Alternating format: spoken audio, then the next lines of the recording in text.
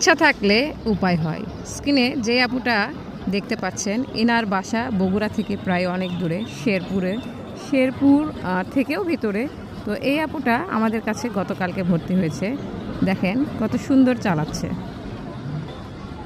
মাত্র একদিনে ভালো পারছে। বিষয়টা এমন না, ওনার বাসাতে সুজুকি স্কুটি রয়েছে।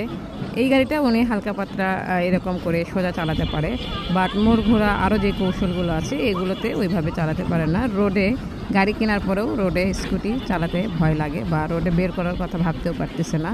তো তার জন্য কিন্তু উনি এত দূর থেকে আমাদের এখানে চলে আসছে।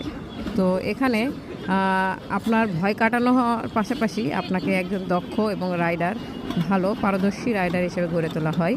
তো আপনারাও যারা বগুড়াতে স্কুটি চালানো শিখতে চাচ্ছেন অবশ্যই যোগাযোগ করবেন বগুড়ার রাইডিং স্কুলে।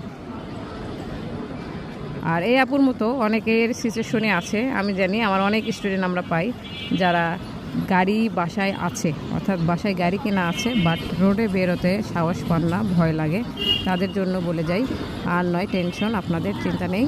বগুড়া রাইডিং স্কুলে আপনি কিন্তু সযত্নে এবং নিরাপদে একেবারে কনফিডেন্স সহকারে রোডে স্কুটি চালাতে পারবেন। খুব সুন্দর, অনেক ভালো চালাচ্ছে। আর কেউ ভালো পারলে অবশ্যই তাকে অ্যাপ্রিসিয়েট করা উচিত, তাকে ভালোকে ভালো বলতে হবে।